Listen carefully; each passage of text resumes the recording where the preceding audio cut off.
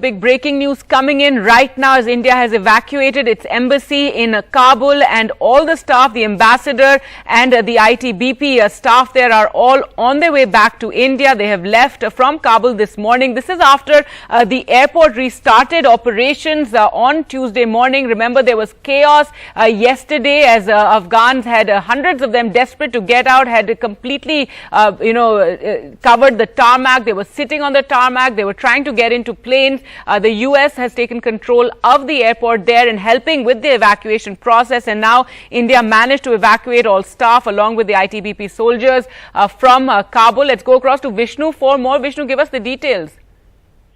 Well, this is an evacuation process which is now taking place in Indian Air Force C-17 military transport, which has been in Kabul for the last couple of days, in fact, has been able to successfully take off from Kabul with the Indian ambassador and members of the diplomatic staff and Indo-Tibetan Border Police personnel, who are the security group which protect the embassy and the diplomatic corps over there. They are now, on their way to India.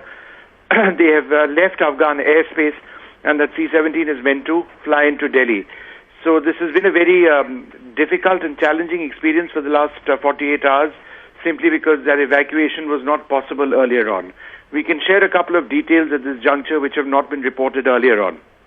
For starters, there were two aircraft which were deployed. The first Indian Air Force C-17 aircraft with 45 personnel were evacuated yesterday. However, the large bulk of the mission, including the ambassador, were not evacuated yesterday because the roads shut down. Access to the airport became impossible. There was chaos at the airport, as we saw in lots of images yesterday. And therefore, the question was, when would the ambassador and the members of the crew of the mission be able to get to the airport? We can also tell you at this juncture that that first batch of people who escaped yesterday or managed to get out of Afghanistan yesterday had an extremely difficult time. A few of them were stopped by the Taliban on their way to the airport. There are some reports that we have which suggest that some of their personal items were also taken away.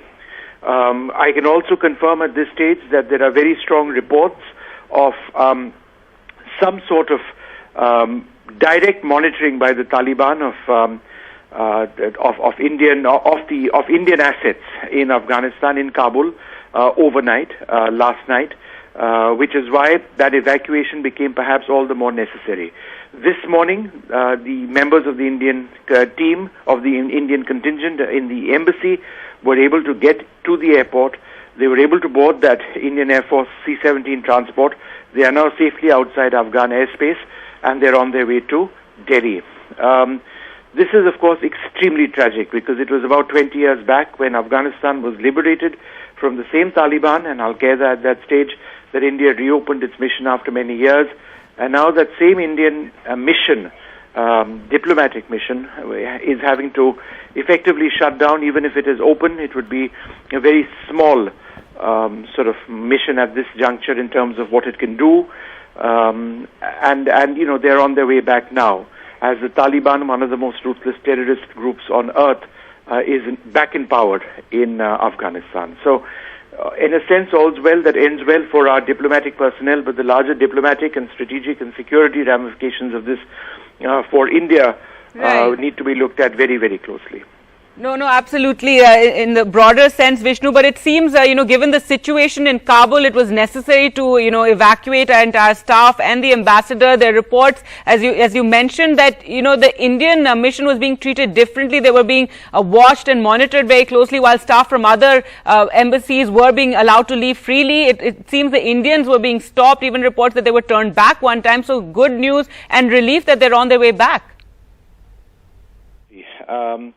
And again, there are details which we have which we don't want to share right now, but as I mentioned, that first batch of Indian diplomatic personnel and some security personnel who managed to get on that first Indian Air Force plane had a really rough time getting to the airport yesterday.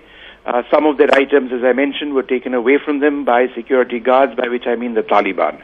The second group was unable to go overnight. There was a conversation at a very high level between the U.S. Secretary of State and the US and our foreign minister Now, that is an important conversation because that entire airport perimeter is maintained, inside perimeter, and the function of the airport, Kabul International, is maintained by American forces.